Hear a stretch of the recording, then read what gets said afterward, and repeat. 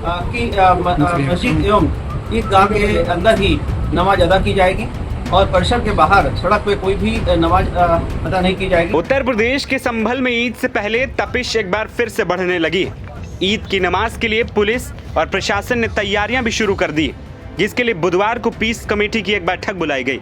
इस बैठक में ऐसे तमाम फैसले लिए गए जिन पर विवाद खड़ा हो सकता है। दरअसल ईद की नमाज से पहले पुलिस की ओर से 2 चीजों पर साफ पाबंदी के आदेश दिए गए हैं। पुलिस की ओर से कौन कौन से गाइडलाइंस जारी की गई हैं, एक एक करके हम आपको बताते हैं। ईद के दौरान संभल में सड़कों पर नमाज पढ़ने की अनुमति नहीं है।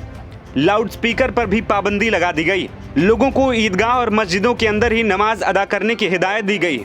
सड़कों पर या छतों पर नमाज न पढ़ने की बात कही गई।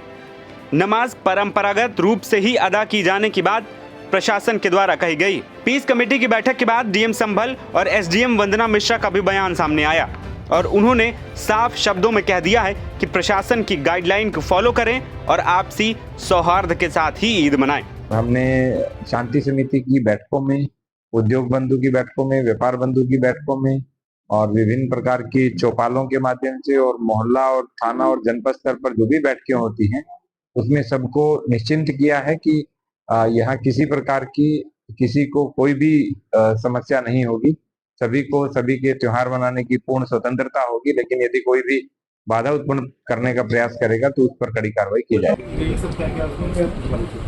कोतवाली संभल परिसर में आज शांति समिति की बैठक की गई, जिसमें सभी वर्गों धर्मों के लोग उपस्थित थे।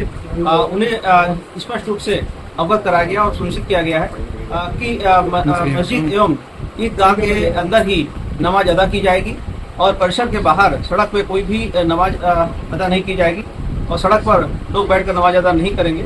और साथ ही बिजली पानी की कुछ समस्याओं के बारे में भी उनके द्वारा अवगत कराया गया है, जिन्हें भी समय रहते हुए पूर्ण करा लिया जाएगा। नमाज के लिए चर्चा ये रही कि ये बता दिया गया है कि और ये लोग सहमत भी थे कि सड़क पर नमाज नहीं पढ़ना है, जो पूर्व से ही लागू है।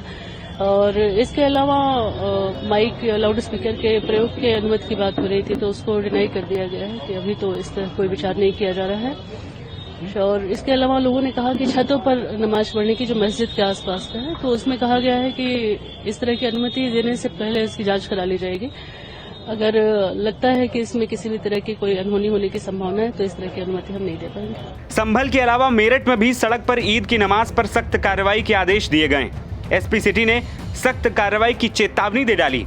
वहीं संवेदनशील इलाकों में अतिरिक्त फोर्स तैनात किया गया है। सुरक्षा सुनिश्चित की जा रही।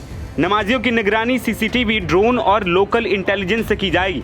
जानकारी के मुताबिक मेरठ में पुलिस अधिकारियों ने साफ कहा है कि सड़क पर नमाज पढ़े तो पासपोर्ट और लाइसेंस भी जब्त कर लेंगे।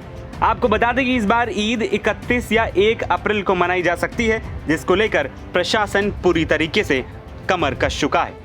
एनबीटी ऑनलाइन की रिपोर्ट।